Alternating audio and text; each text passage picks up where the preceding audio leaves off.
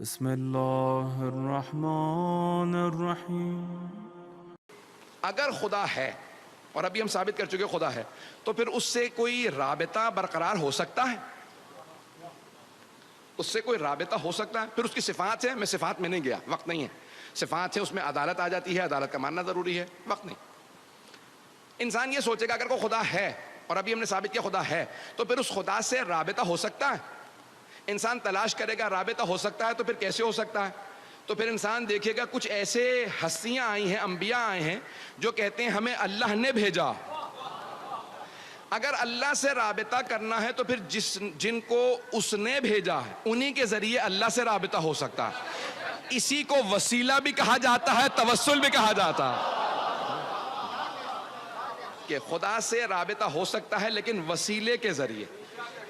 مستقیم بھی ہو سکتا ہے، مستقیماً بھی ہو سکتا ہے۔ یار مجھے پتا ہے مجمع جو ہے وہ کل اور آج بارش کے باوجود بھی الحمدللہ ہمارے منتظمین بتا رہے تھے کہ مجمع بے انتہا آیا۔ یہ آپ کی عقیدتیں ہیں، دین سے محبت ہے، حسین کا عشق ہے جو آپ کو لے کے آ رہا ہے۔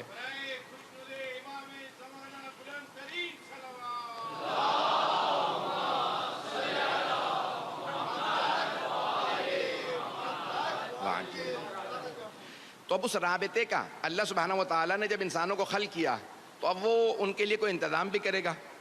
عزیزان گرامی، ہم نے کہا دین، عقیدے اور عمل دونوں چیزوں کا نام ہے۔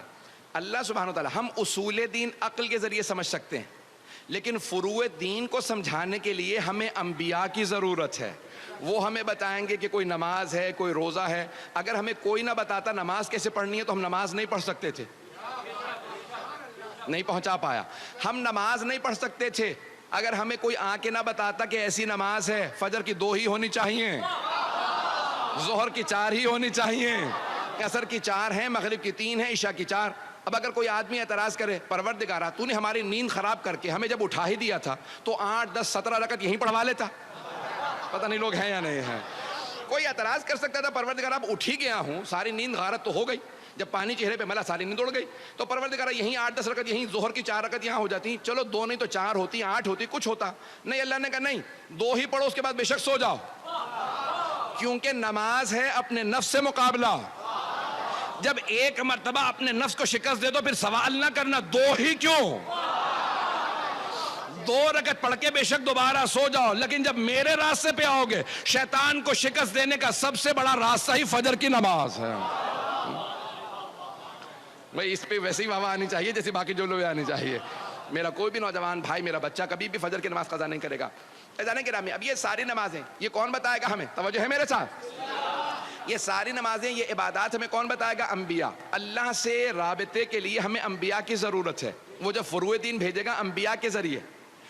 ایک اور جملہ کہہ دوں، جب اللہ جو ہمارے لیے چیزیں بھیج رہا ہے، نماز بھیج رہا، روزہ بھیجا، حج بھیجا، خمس زکوٰۃ، جہاں سب کچھ اس نے بھیجا، قرآن کریم بھیجا، کوئی بھی شے ہمیں مستقیماً نہیں دی، نہیں پہنچا سکا۔ اللہ نے ہمیں کوئی شے بغیر واسطے کے نہیں دی، جو کچھ دیا واسطے کے ذریعے دیا، وسیلے کے ذریعے دیا۔ توجہ، اس نے ہمیں نماز بھی دی تو وسیلے کے ذریعے، قرآن کریم دیا تو وسیلے کے ذریعے۔ ارے وہ جو محتاج نہیں ہے،